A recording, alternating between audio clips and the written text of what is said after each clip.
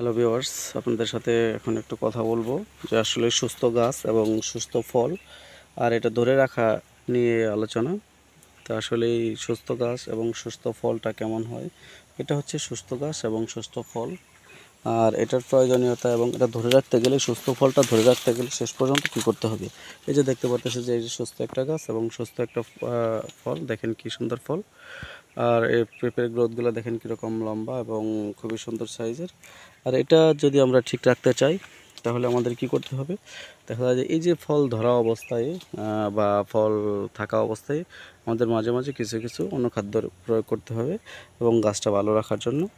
তো আমরা গাছটা ভালো রাখার জন্য কি করব, যে আমরা যখনই গাছটা ভালো রাখতে চাবো তখন এই গাছটা আমাদের কি করতে হবে, দেখা যাচ্ছে যে মাঝে মাঝে যখন 1 মাস পর পর বা 1 মাস পর পর আমাদের কী করতে হবে, যখন আমরা সার প্রয়োগ করব।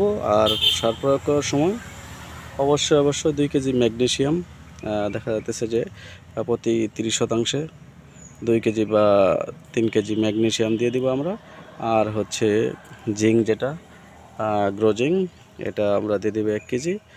আর সাথে দেখা যাচ্ছে যে প্রোটোজিমটা এবং বোরনটা মাঝে মাঝে দিয়ে দিব।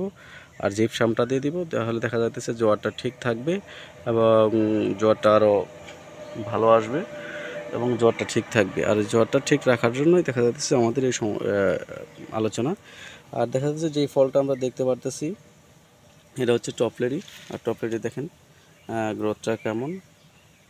আর সেই সঙ্গে আমরা এটা ঠিক রাখার জন্য কী করব, 1 মাস পর পর আমরা অনুখাদ্যটা দিয়ে দিব। আর অনুখাদ্যের প্রয়োজন হচ্ছে যে 1 মাস পর পর অনুখাদ্যটা দিলে দেখা যায় যে আমাদের ফলটা আরও আসবে এবং ফলটা ঠিক থাকবে। আর এটা হচ্ছে অনুখাদ্যের কারণে। আর সেই সঙ্গে আরেকটু আলোচনা করে নিই, যে সমস্ত ভাইয়েরা আমার ভিডিওগুলো ফলো করতেছেন এবং দেখতেছেন তাদেরকে ধন্যবাদ জানাই, এবং দেশ এবং দেশের বাইরে যে সকল ভাই বোনেরা ভিডিওগুলো ফলো করতেছেন তাদের সকলকে ধন্যবাদ জানাই। আরেকটা জিনিস বলতেছি যে এই যে দেখেন ফলগুলা কত সুন্দর হয়েছে, এটা কিন্তু বোরনের দেখা যায় যে অভাব নেই এবং বোরনের প্রয়োজনীয়তার কারণে কিন্তু এরকম হয়েছে ফলটা। আর বোরনটা দেখেন দেওয়ার কারণে সুস্বাস্থ্য একটা ফল এবং ফলটা অনেক সুন্দর হয়েছে। আর সে কারণে আমরা কি করব, 1 মাস পর পর আমরা গাছটাকে ভালো রাখার জন্য আমরা কি করব, একতারা ভাটিমিক আর রিডোমিল গোলটা দিয়ে দিব, পাতাগুলো ভালো থাকবে। আর হচ্ছে দেখা যাচ্ছে যে গাছের ফলগুলো ভালো রাখার জন্য এবং ফলটাকে ঠিকমতো আসে যেন, জোয়ারটা টিকানোর জন্য আমরা 1 মাস পর পর অনুখাদ্যগুলো দিয়ে দিব। আর অনুখাদ্যগুলো কী তো বললামই, যে অনুখাদ্য হচ্ছে আমরা 1 কেজি গ্রোজিং দিব, 2 কেজি ম্যাগনেসিয়াম দেব, আর হচ্ছে 3 থেকে 4 কেজি বোরন দেব, আর হচ্ছে 5 কেজি জিপসাম আমরা ইউরিয়া সারের সাথে দিয়ে দেবো, সাথে প্রোটোজেনটা দিলে আরও ভালো হয়।